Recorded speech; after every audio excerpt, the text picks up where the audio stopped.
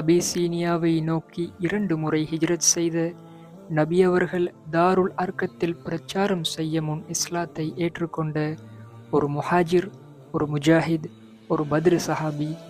அந்த சத்திய சஹாபி யார் என்று உங்களுக்கு தெரியுமா? அவருடைய பேருதான் ஹாதிப் இப்னு அம்ர் ரலியல்லாஹு அன்ஹு.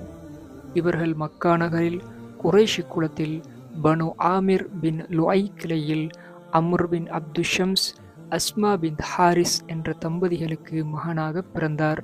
நபி அவர்கள் இஸ்லாத்தை பகிரங்கமாக எத்தி வைக்க முன்பே முஸ்லிம்கள் வெளிப்படையாக சித்திரவதை செய்யப்பட்ட, சமூக ஒதுக்கம் செய்யப்பட்ட அந்த தருணத்தில் இவர்கள் மனமுவந்து முன்வந்து இஸ்லாத்தை ஏற்றுக்கொண்டார்கள். ஹாத்திப் ரலியல்லாஹு அன்ஹு அவர்கள் ரீத் பின் அல்கமா ரலியல்லாஹு அன்ஹா அவர்களை மணந்தார்கள்.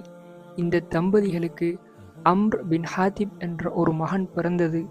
மக்கா நகரில் குறைஷிகளின் துன்புறுத்தல்கள் எல்லை கடந்த போது அபிசீனியாவை நோக்கி ஹிஜ்ரத் செய்த சுமார் 15 சஹாபாக்கள் கொண்ட முதல் குழுவில் இவர்களும் சேர்ந்து கொண்டார்கள்.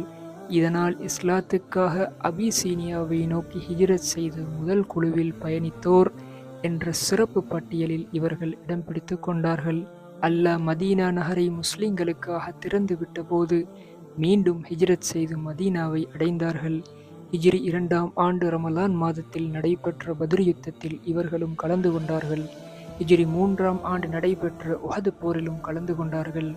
சூழ்நிலைகள் கடினமான போதும் தளராமல் போராடினார்கள். ஒரு முஜாஹிதாக போர்க்களத்தில் நின்ற அதே சமயம் குர்ஆனுடனான இவர்களுடைய பிணைப்பு மிகவும் ஆழமானது. நபியவர்களிடமிருந்தே குர்ஆனை ஓத கற்றுக்கொண்ட ஒரு காரியாகவும் இவர்கள் இருந்தார்கள். தனது வாழ்வின் இறுதி பகுதியை மதீனா நகரில் கழித்தார்கள்.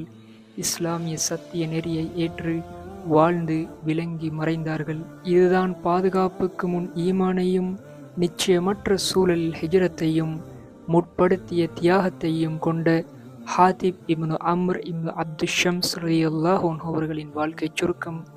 அஸ்ஸலாமு அலைக்கும் வரஹ்மத்துல்லாஹி வபரகாத்துஹு.